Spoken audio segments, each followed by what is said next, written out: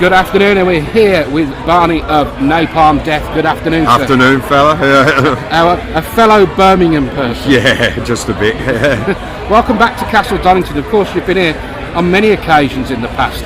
And today, with your current album, which is Coded Smears and More Uncommon Slurs, a collection of bits and pieces from your past.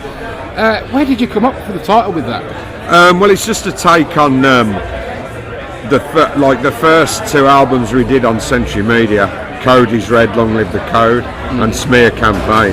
So I just I was trying to, because all the tracks are from the Century Media period, I was trying to just come up with a play on words from mix the album titles up a little bit. So that's what I come up with basically. I think it sounds alright. The listeners might think it's shit, but I thought it was alright at the time. Well, as long as you're happy with it. Yeah, exactly. That's all it's your work, you can do it. Yeah. Now, working on the next studio album, the fans are waiting for it. What's the current state of the album? Where is it at the moment? Is it the music is recorded to a point, and I'm working on the vocals at the moment and the lyrics and stuff. Yeah. Realistically, it'll be next year, I think. So.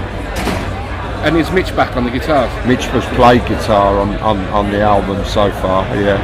How's that going? All right. Yeah, good. Yeah. Does it feel good to be back? Yeah. I mean, I don't know what Mitch is going to do with us outside of recording, to be honest with you. But yeah, he has. I can officially say he has played on the album. Well, that's great. That's what we like to hear. Yeah. Today is just the tip of the iceberg, though, isn't it? Really, you've got a massive tour throughout the US and then South America with Cannibal Corpse. Do you still see familiar faces when you go back to those shows, or is it a new generation of fans? Well, I mean, like life, things consistently change. You get people.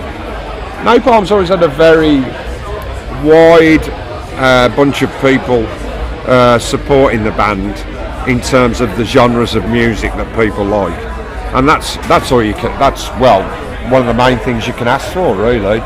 If you're getting that kind of attention, then you can't. That's really hard to do. I don't know. I can't always put my finger on it, but I think Napalm is so disparate in terms of its influences that it just somehow it draws people in, from different musical spheres, Yeah. So, like I say, it's not an easy thing to do, and it's not. Of course, it's not manufactured. We just do what we do. Yeah. Napalm takes a lot of noise from quite a fair part of the spectrum, So it's quite an organic band, isn't it? Yeah. I like to think so. I like to and just evolve. Yeah, I like to think so. Yeah. Never works to a script, I would imagine. No. I mean, like I say, the influences of the band are fucking huge.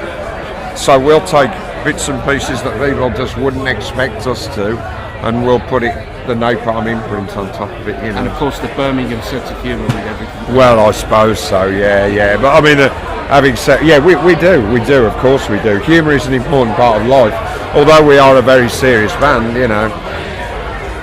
humour is, if you're trying to reflect life and humanity, humour is a part of that. It'd be great for the whole world to be able to start laughing again.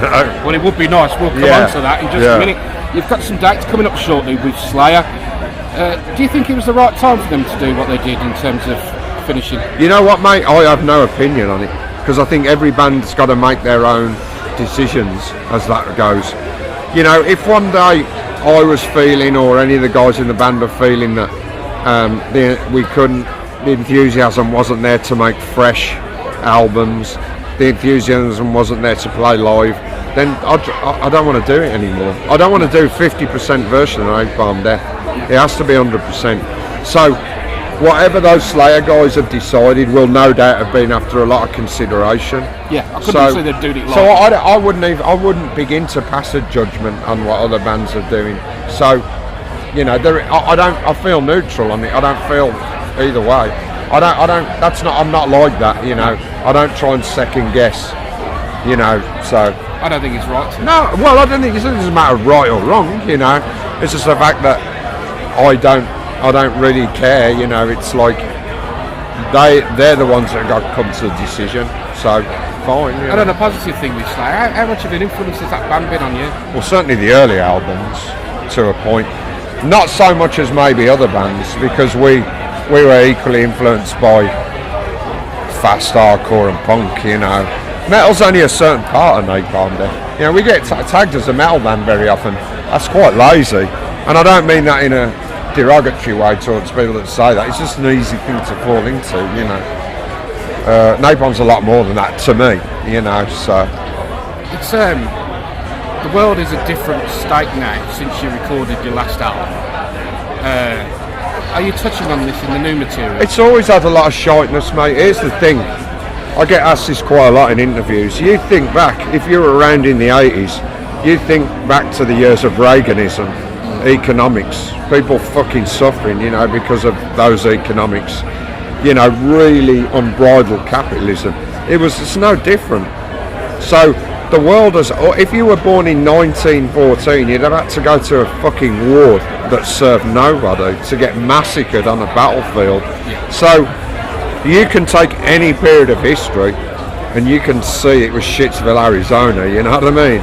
So in that respect, the world has never changed. But that doesn't mean that, in my opinion, we can't strive to make a difference, you know, in our own way. We're not the ultimate solvers of the problem, but we can try and be fucking human beings, and we can try and be critical where there's a lack of humanity. We can also be constructive where we think we can promote humanity, I think, you know, so.